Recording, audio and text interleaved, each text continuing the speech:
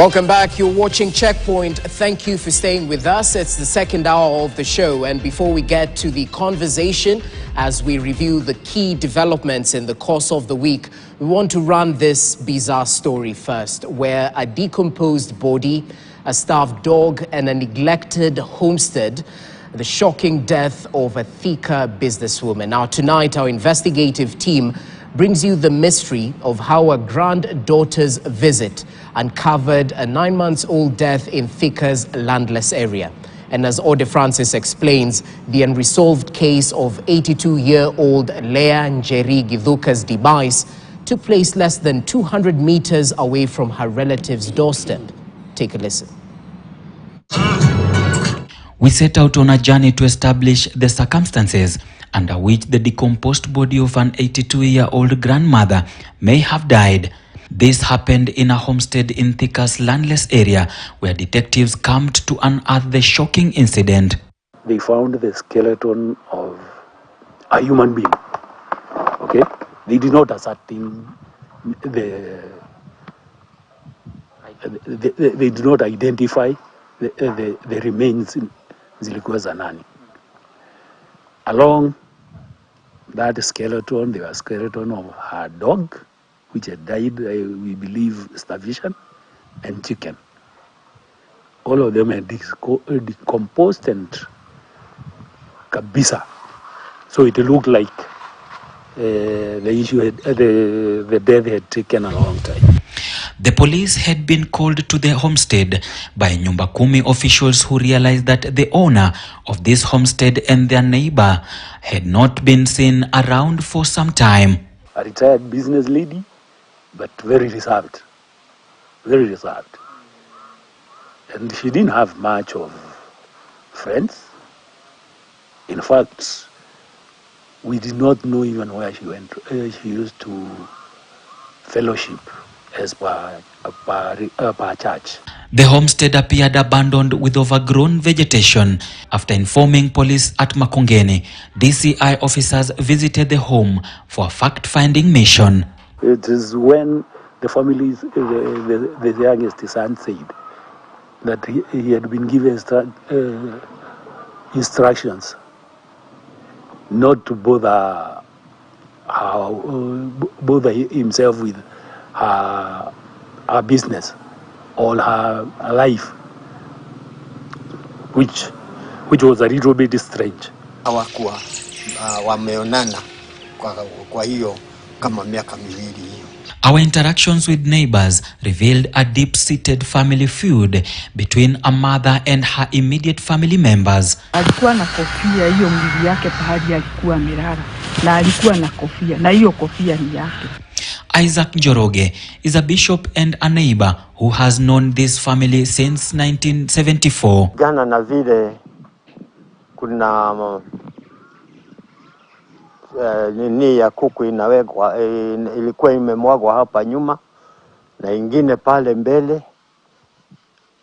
Hiyo herufu haingeweza tutambue herufu ya mwenda zake ama ile ya kuku.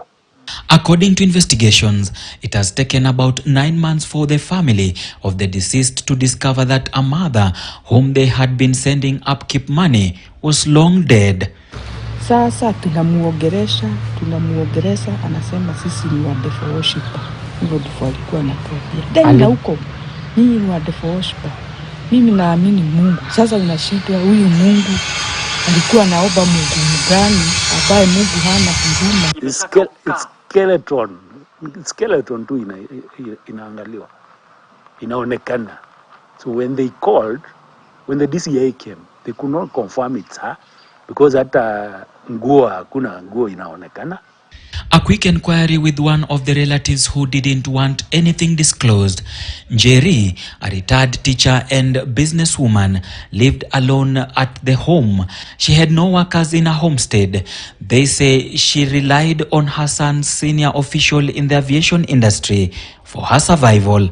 Ndikiwa mtu kabisa alikuwa si anakataa kufungua gate, akiadua awe analala, anasema hapana, nataka awe anakuja siku 3 kwa siku.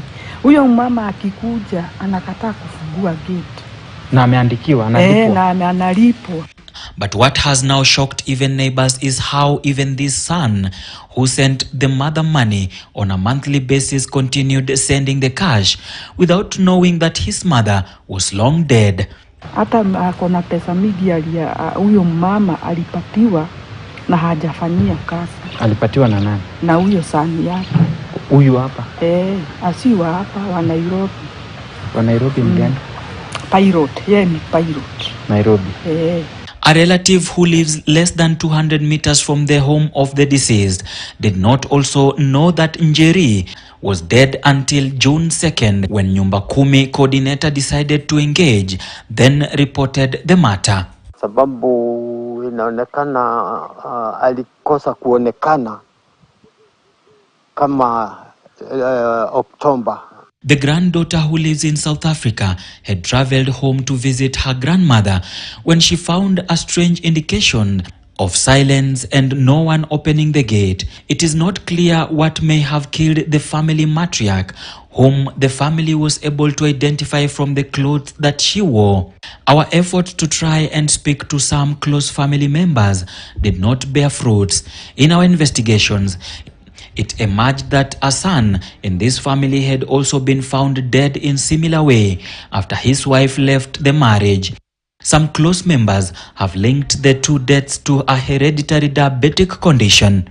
The inhumane and degrading state in which the late Njeri died alongside her dog and chicken raises the fundamental issues of the need for care and protection of the older members who are vulnerable on account of their old age.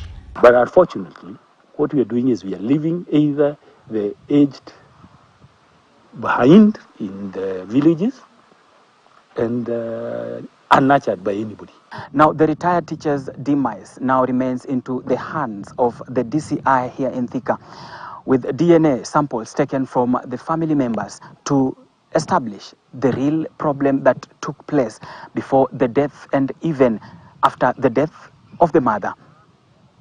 Ode Francis, KTN News, Landless, Thika.